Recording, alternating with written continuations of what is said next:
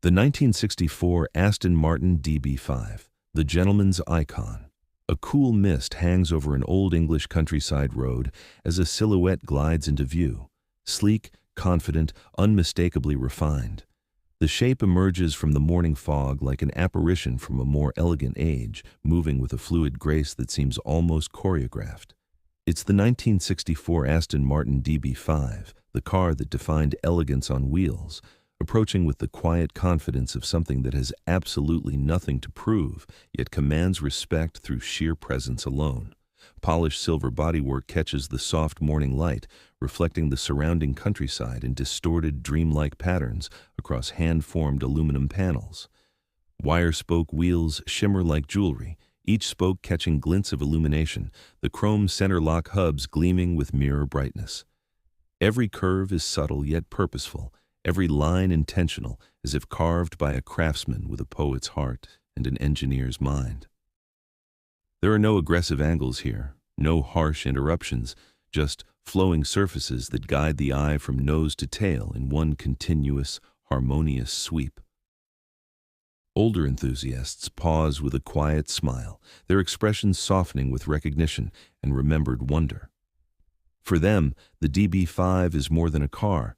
It's a memory of cinema magic, of darkened theaters and silver screens, of a certain secret agent who made this particular Aston Martin the most famous automobile in the world. But beyond the Hollywood connection, it represents something deeper, timeless style, an era where sophistication and power lived in perfect harmony, where craftsmanship mattered more than production numbers, and where a car could be both devastatingly quick and impeccably refined.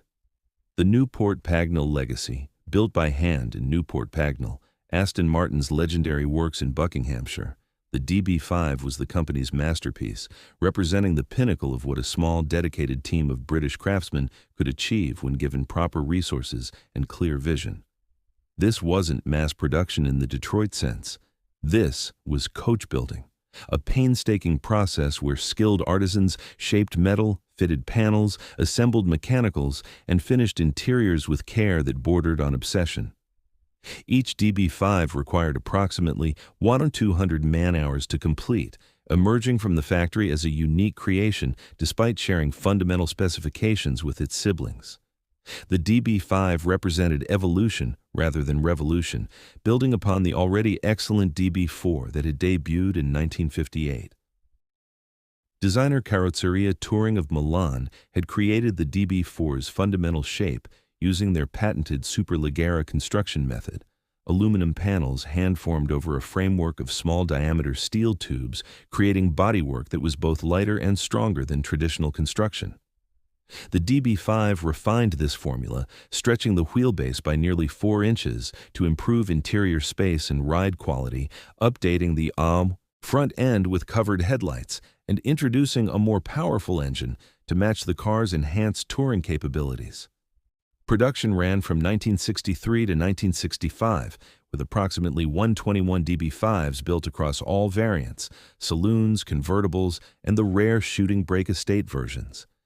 These numbers seem minuscule compared to contemporary sports car production from manufacturers like Jaguar or Chevrolet, but Aston Martin operated in a different realm entirely. These were bespoke machines, built for discerning clients who appreciated craftsmanship, performance, and exclusivity in equal measure.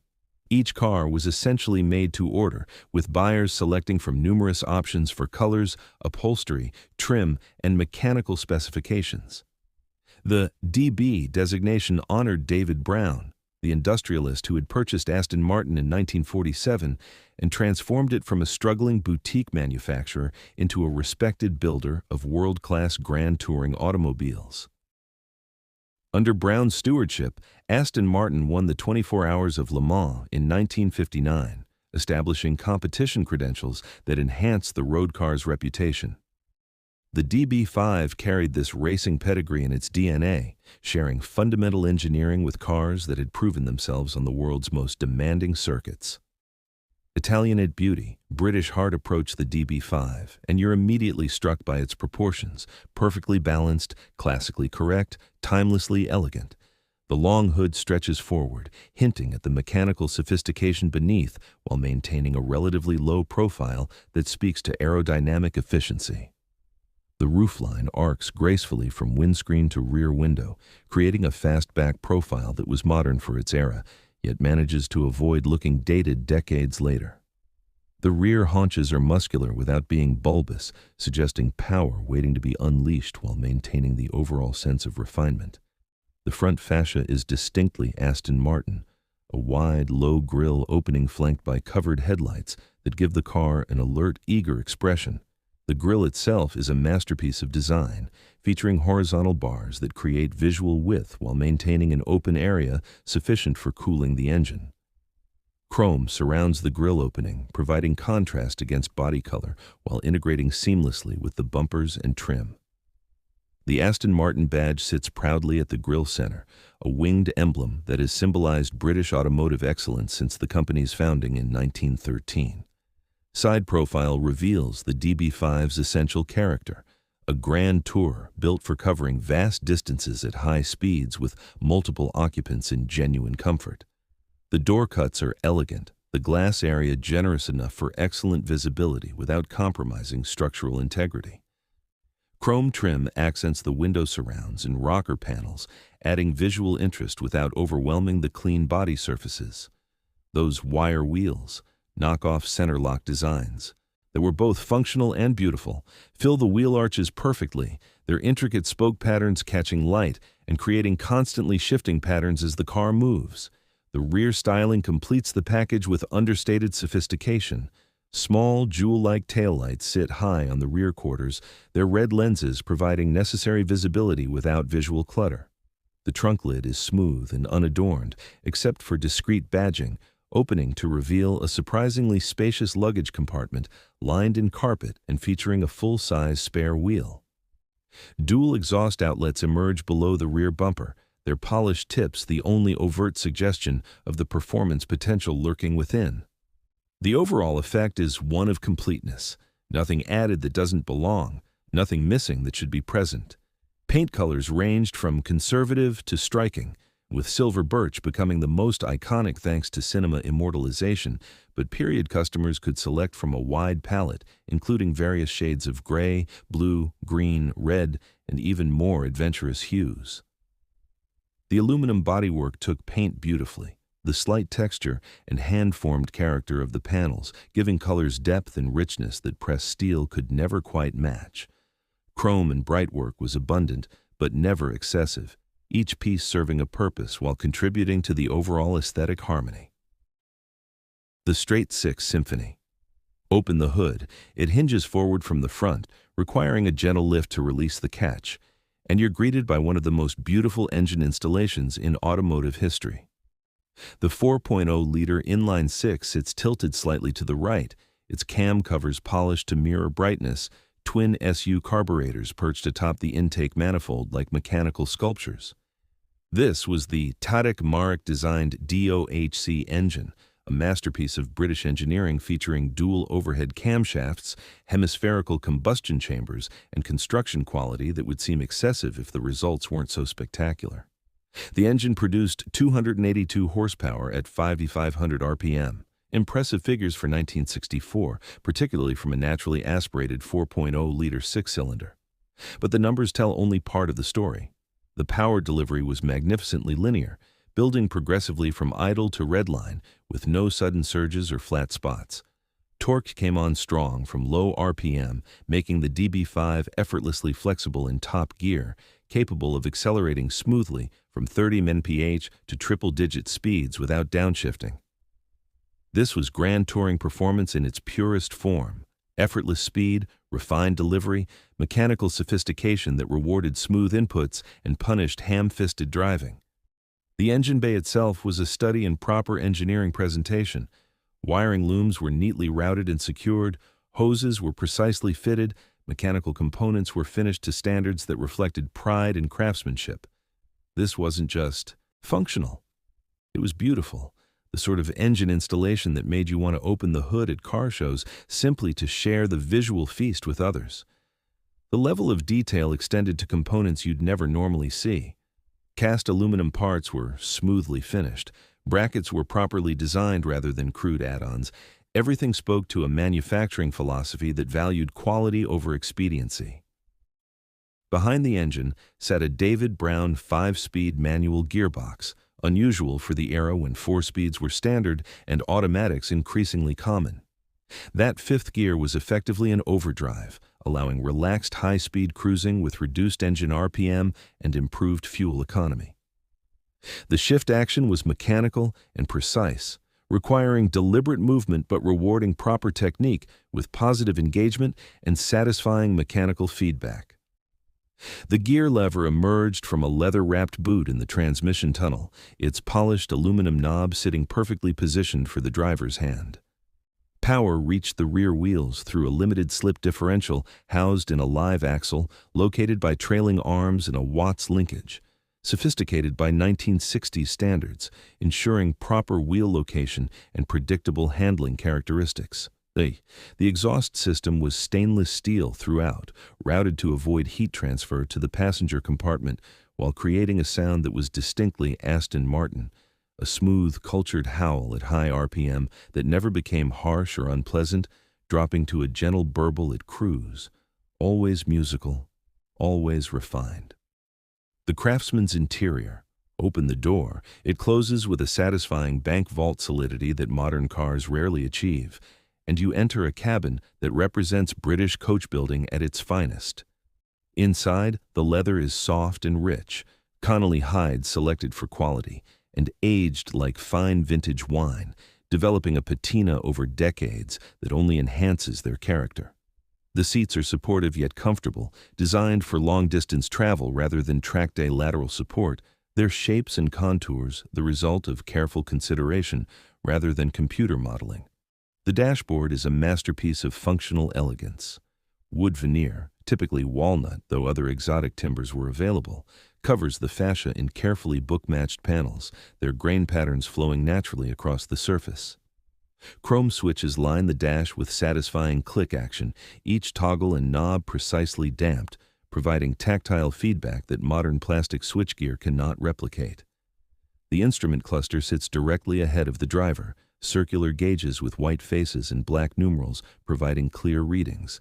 Speedometer reading to 160 mph. Tachometer redlined at 5,750 RPM. Supplementary gauges for oil pressure, water temperature, and fuel level.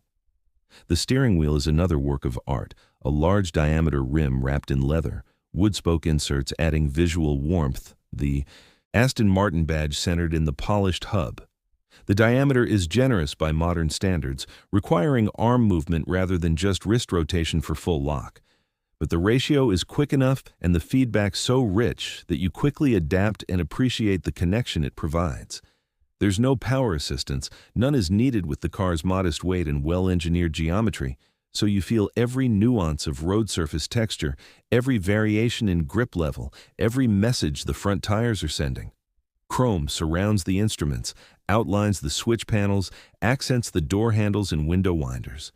There's a lot of bright work, yet somehow it never feels excessive or gaudy. Each piece serves a purpose, catches light beautifully, contributes to the overall sense of quality and permanence. The door panels feature pleated leather inserts with polished wood cappings, storage pockets sized for maps and gloves, armrests positioned at exactly the right height. Overhead, a headliner in matching leather or cloth maintains the premium atmosphere, while the sun visors are properly sized and damped to stay where positioned.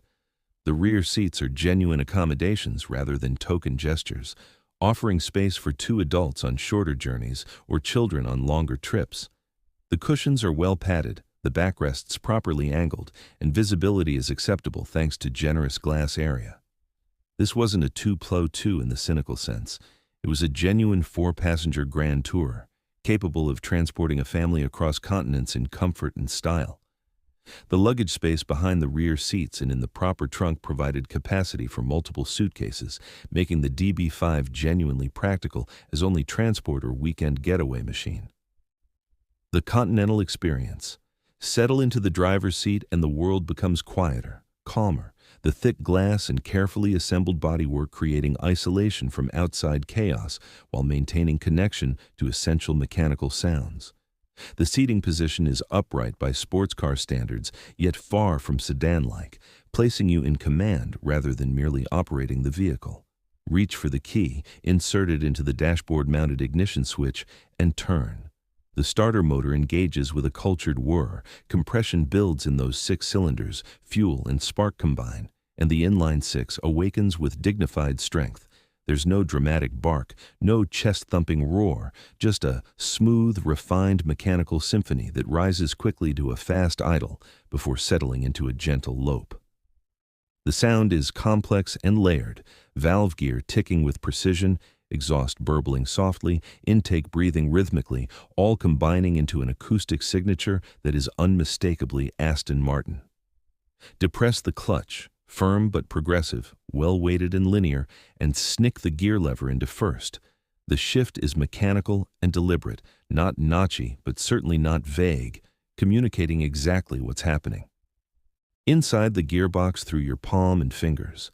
Release the clutch smoothly while applying throttle, and the DB5 moves away with the effortless grace of something that weighs less than it appears and possesses more power than strictly necessary for polite society.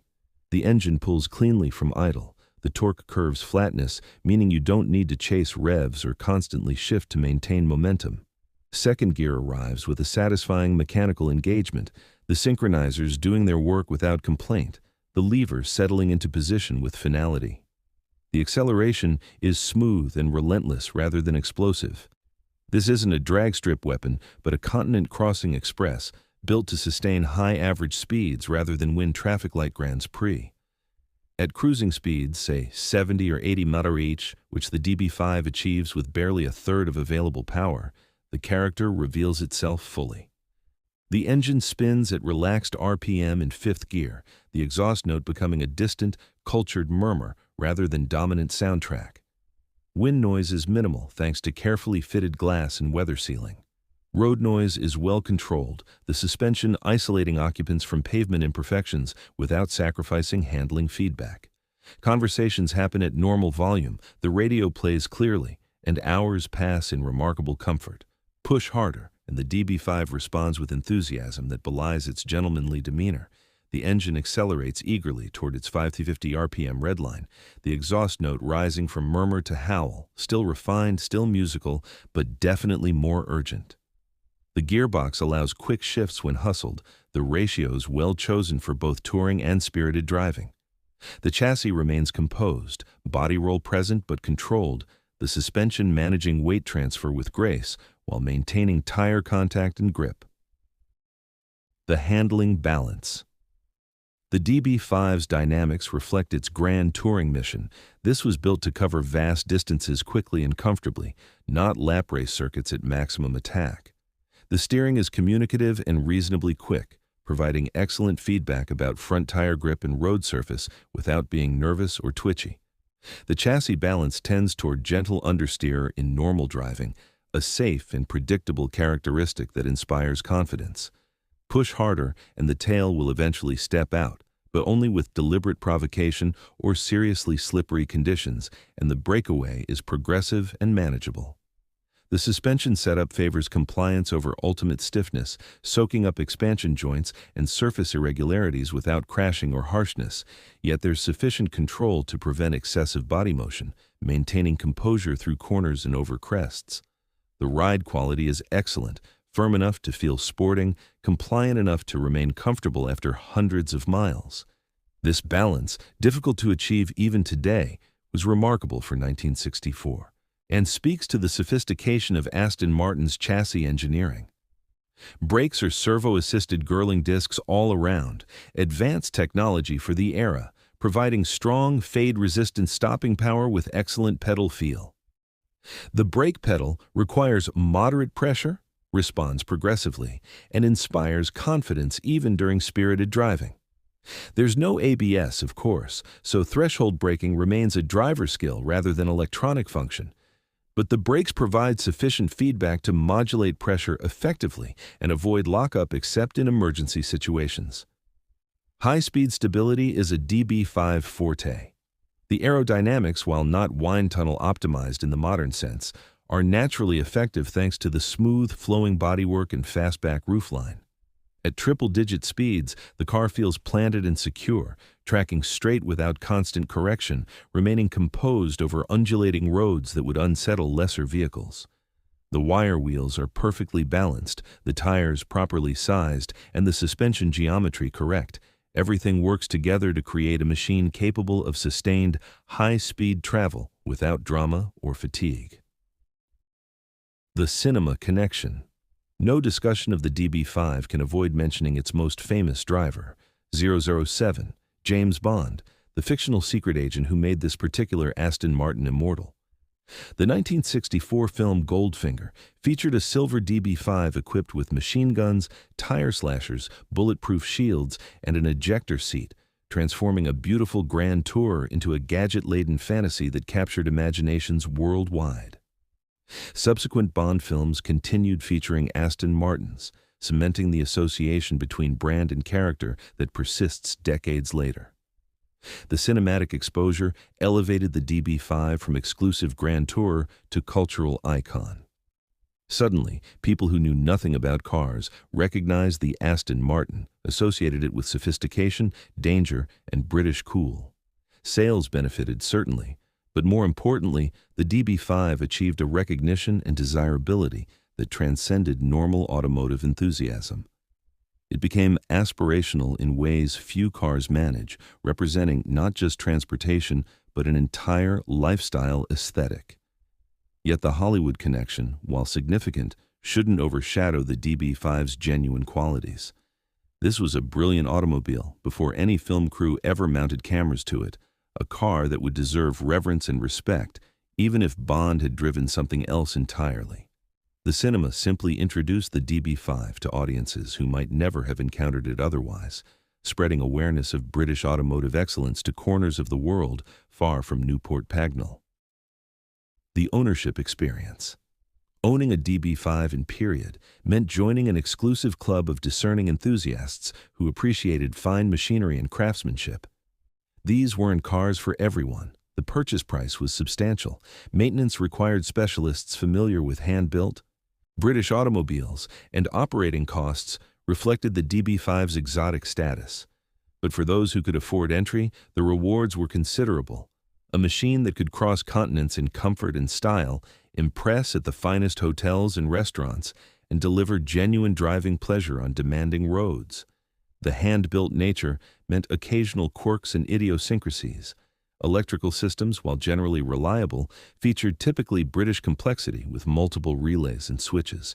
The carburetors required periodic tuning to maintain optimal performance.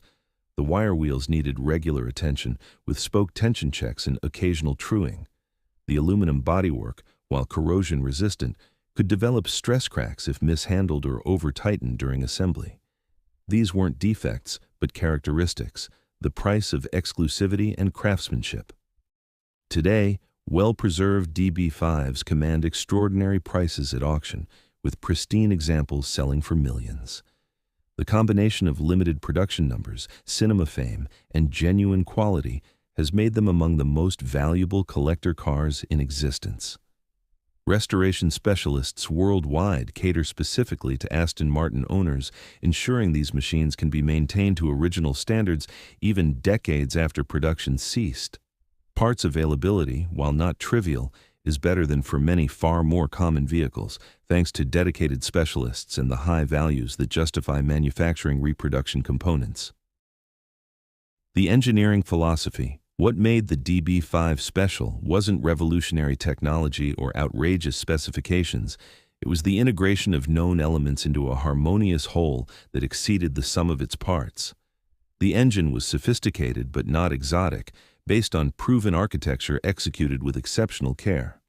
The chassis was advanced but not radical, employing conventional components engineered to high standards. The bodywork was beautiful but also functional, shaped by aerodynamic considerations as much as aesthetic preferences.